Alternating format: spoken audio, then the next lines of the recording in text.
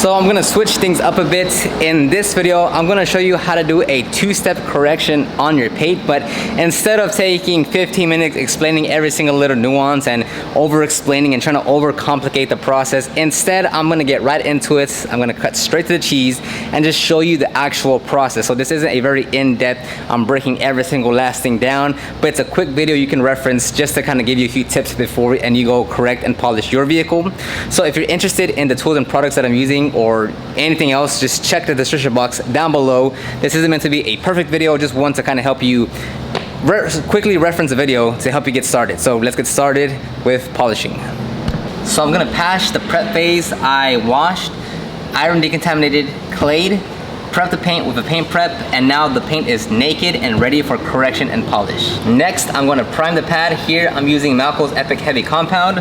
I'm just gonna put a little bit around the pad and move the product around with the bottle itself. That way I don't get my hands dirty right now. Not that it matters, but so you wanna saturate the pad. I'm using very little product. I'm mostly spreading it around and I just drip some. After that, I'm just gonna put 2 pea-sized dots. Now this one, it's always gonna be the most because you just primed it and this is my first pass, so I'm gonna pat it around. And on here, with this small section, I'm gonna do this entire panel right here because it's a relatively small section. So I'm gonna dab it around. You're gonna wanna start with a low setting to spread it around and then kick the speed up and then go into the correction process. When you're spreading it, you're gonna use little to no pressure because you're just spreading it. Once you ramp up the speed here on this cordless polisher, there's only 3 settings, low, medium, high. I'm gonna start on the low and then go all the way and then go to the medium, the second option for the cutting phase. You're gonna put minor down pressure with slow to easy speed, if that made any sense. So here it goes. Spreading it. Little to no pressure, you're just spreading it. Next, I'm gonna go up to the second level here. Low, easy down pressure, slow hand movement.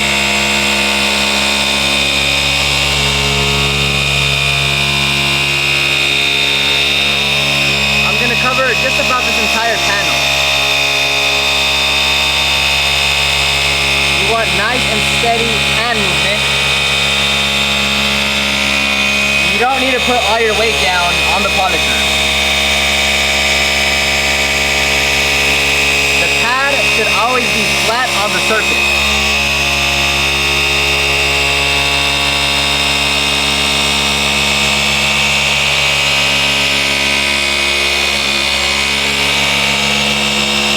I'm not putting a lot of pressure down.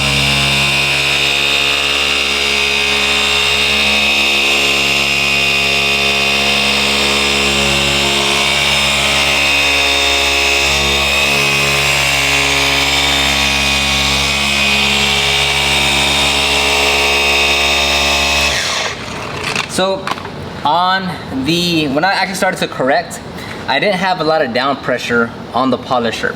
And you wanna make sure that the pad is always flat on the surface. Now, depending on the contour that you're working on, you might have to finesse your hand placement to make sure that the pad is always rotating. Remember, you're not doing any correction if the pad isn't flat on the surface. Remember that, the pad must always be flat on the surface. You never want to keep it in one area for too long because it's going to heat it up. You want steady arm movement. You don't need to go slow. You don't need to go hyper fast. Just steady arm movement with low to not so low down pressure. As simple as it gets. You're not here to hammer it down and hold it down and really trying to get all your pressure down. No, you're going to let it rest on the paint surface. You're going to make sure it's flat and then put a little bit of down pressure as you work on it. That's as simple as it gets. Next, we're going to remove the compound here. I'm only working this section right here. That way I can keep it short. Okay, so now we're done with the correction step. Now it's time to move on to the polishing step. I'm gonna again prime the pad. I'm putting very little product here. I'm just getting it, trying to prime the pad. I'm not gonna prime everything, it's just like most of it, because once I actually start polishing, it'll prime the rest of the pad. So that's all I'm putting. Then I'm putting just 1/2 dot right there, just because I'm only working this very small section, which is gonna be this right here. Again, you're gonna spread it around. You're gonna turn it on. This one, it goes straight to the highest setting. I'm gonna have to jump to the lowest one. I'm gonna spread it around, and then I'm gonna go to the second setting yet again. With this one, I'm gonna put even less pressure, and I'm gonna move my hand speed just a little bit more than the correction step. So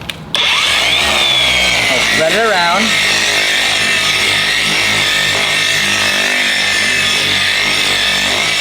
Right? Go up in speed. And let's say this was the correction step, right? Instead, I'm gonna go a little bit faster and a little less down pressure. We already did all the cutting in the first step, so we're not trying to cut, we're trying to refine the minor swirls that we put in there through the correction process.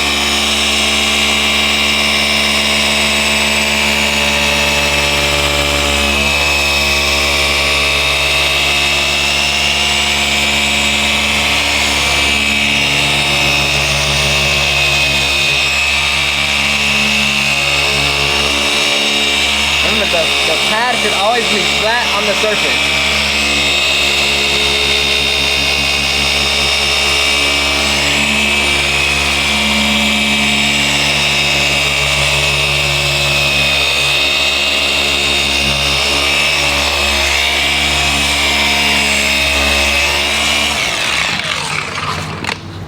Remember, the pad should always be flat on the surface. It always needs to be rotating because that's what's actually creating the refinement in the paint.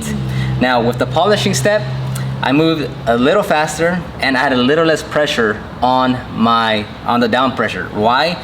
Because we're not removing defects at that point with the polishing. We're removing the prior micro scratches that we put in with the cutting phase. So we have our deep swirls and scratches right in the paintwork. That's making the paint look dull. The correction step is going to refine the paint to minimize it, but it's still going to leave some micro hazing, some micro scratches, because we are leveling out the paint, so we are creating in itself our own micro scratches.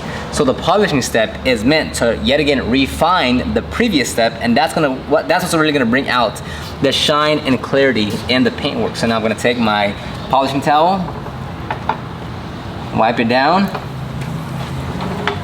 And that is how you do a two-step correction, and you would literally repeat that process throughout the entire vehicle and you will get favorable results. All right, like I said, quick, straight to the cheese, nothing fancy, nothing crazy, nothing overcomplicated. Check the description box down below for the tools and products that I have, to the ultimate guide to start your detailing business, to my podcast, the Detailing Business Class Podcast, which is on Amazon, I think, Google Podcast, Spotify, iTunes, or if you're interested in hiring us here in Houston, Texas to detail your vehicle, you can also check that in the description box down below. I'll talk to everyone on the next one.